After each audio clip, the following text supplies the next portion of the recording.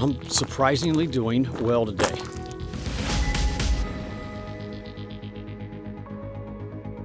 Last night I thought I was going to throw the towel in. So we're going to try to knock out at least a 46-mile day. It's going to be a big one.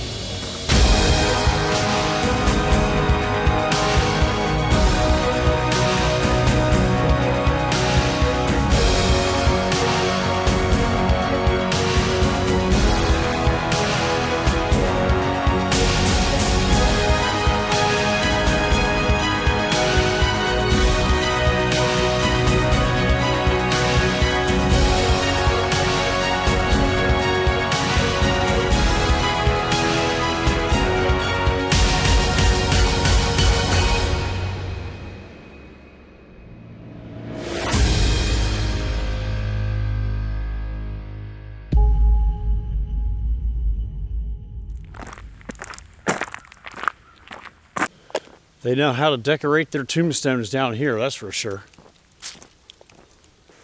I'm not sure what kind of snake this is. I don't think he's a poisonous snake, but man, he's really coiled up, ready to strike. I had to make a little detour to get around him because I couldn't get by him on the trail. Let me know down in the comments what kind of snake this is. Is he harmless? Or was I wise to avoid him? Wow, fall is really starting to happen now. I'm noticing a lot more leaf change as I get a little further south. It's getting close to peak color. A couple more days. Sinking Creek suspension bridge is missing some planks. Woo! Dang, that's pretty sketchy. I'm putting the camera away for that. Beautiful. I just hit a pretty big milestone. Mile 200. I am getting close to Van Hook Falls and Holly Bay. Lots of tannin in the water here.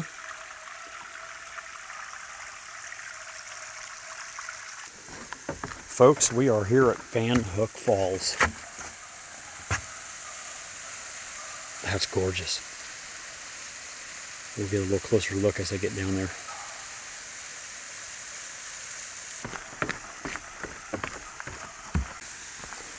All right, I know I'm doing the fastest known time, but I just had to walk 50 feet and get a little closer. Beautiful.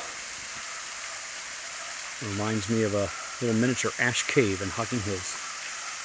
Alrighty, back on the trail. I missed all the Van Hook Falls area last time because I came through here in the dark, in the rain. And I camped at Holly Bay. Oh, this is gorgeous. What a neat area.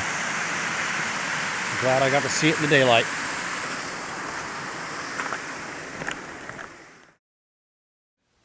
He's in the campground. He's probably just a few minutes away from passing through here. The rain quit, but it rained pretty good earlier, and I know when we go boat camping, Jason's always real adamant about keeping his cameras dry. I guess that's why we cowered back inside the van. Like I said, any minute I should expect to see him coming through. Oh, there he is. Let's see if I can zoom in. Making his way through Holly Bay Campground. My goodness, this is a nice camera. Okay, look at him go. Where did he go? Oh, where's he? There he is.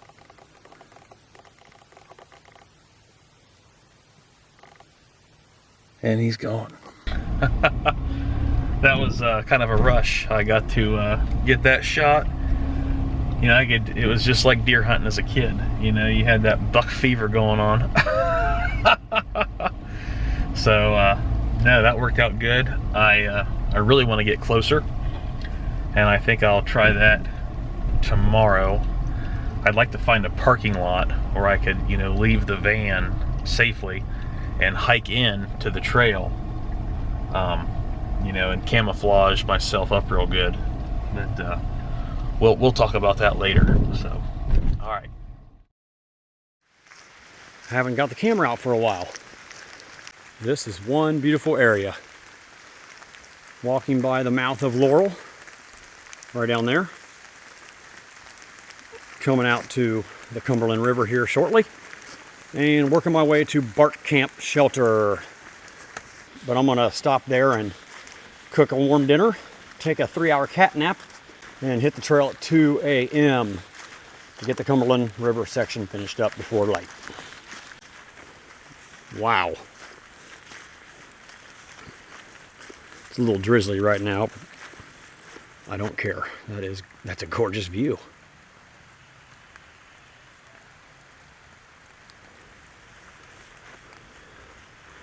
And now my feet are getting soaked in this grass. Oh my goodness, I did not think I would ever get here. Whew. I want to make a quick supper, and it's lights out till 1:30. Just removed my shoe and my sock is steaming. I don't know if that's showing up or not. Wow. So I had to walk all the way down there to the Cumberland River to get water. Oh, it was horrible. I thought for sure there would be a water source nearby here. Boiling some water. And then having Peak Refuel pesto pasta. 920 calories. Some salt and vinegar chips, and I'm hitting the hay right away. Just peeled off the socks, and they're a little pruned up because it's been raining for the last 2 hours, but other than that, man, they look good. No blisters or hot spots. They're ready to go to the finish line. Got to start bright and early tomorrow morning. Hope to be on the trail around 2 a.m. and knock off the rest of this Cumberland River section and beyond. Want to get about 30 miles in. Then the plan is to take a 3-hour cat nap during the day and then knock another 20-mile section out, and that'll get me back on pace for claiming the fastest known time. Easier said than done, because I don't particularly like doing this Cumberland River section in the dark. It's pretty technical, and I even got turned around a couple times tonight just getting to Bark Camp Shelter. That was not fun. I'm glad to be here. See you in the morning.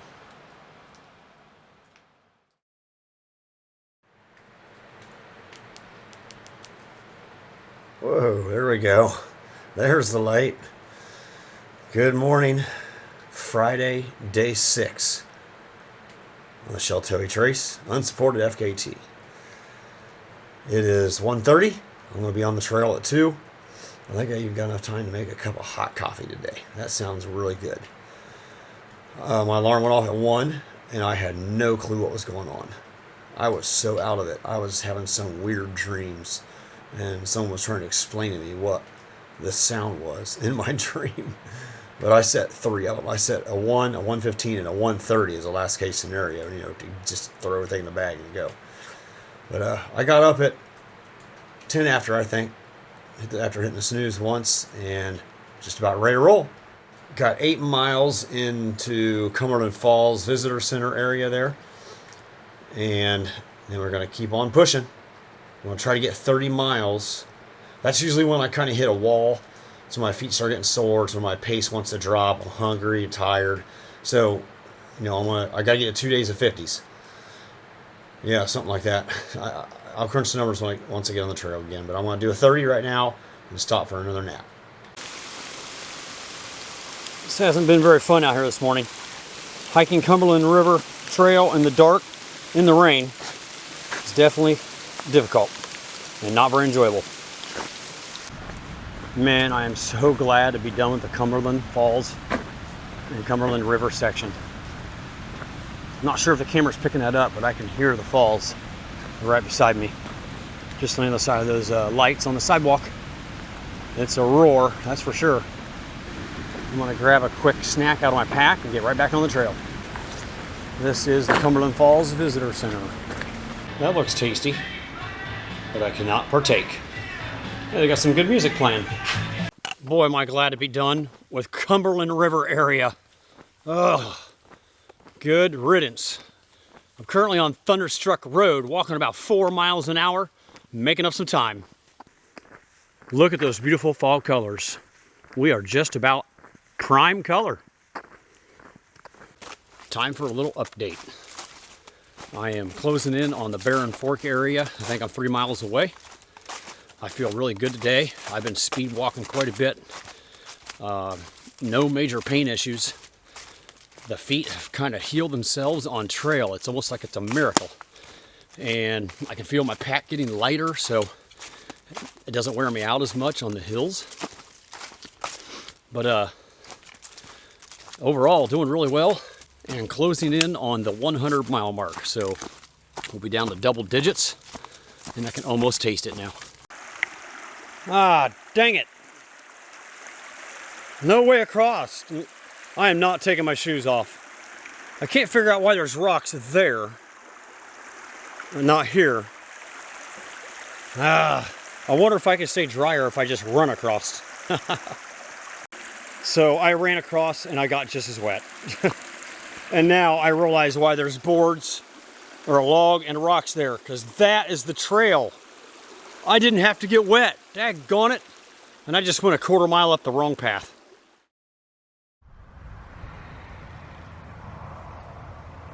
Well, folks, here we are back at the Flat Rock Missionary Baptist Church. I got a spot kind of picked out that I could ditch the van. It's going to be such little amounts of footage because it's just going to be a guy walking by. So I'm going to try to get as much as I can, and then, you know, it's up to Jason to use what he likes and doesn't like. So, okay.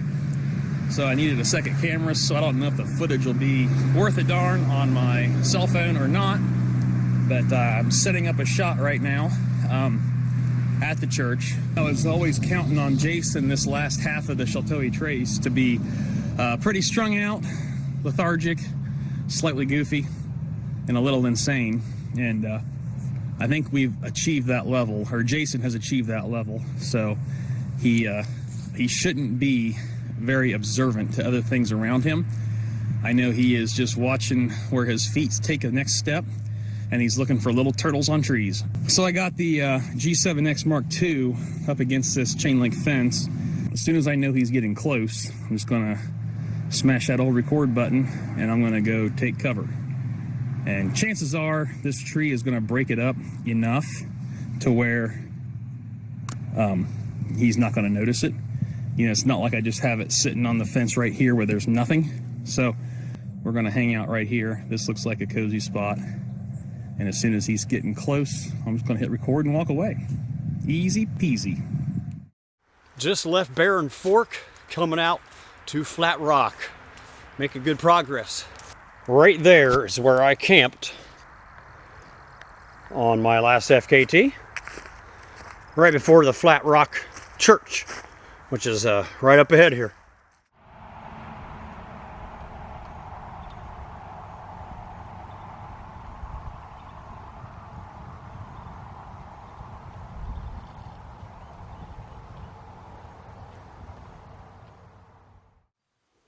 Focus on me, you piece of crap. I've had a few people over the years ask me why I got into FKTs. And I think the main reason was from way back, and it stems from cross country. I was really, really good in my school, my hometown, in 8th grade. And I never improved. So even though I won a lot of races in 8th grade, I didn't even make varsity in high school. It was a big letdown for me because I was wanting to be really good because I felt like I put the time in. So I still can't go out and win a road race or a marathon. I'm always in the middle of the pack. But I feel like because FKTs are diverse in their 3 different styles and they're all different lengths, there's a category that fits for most athletes.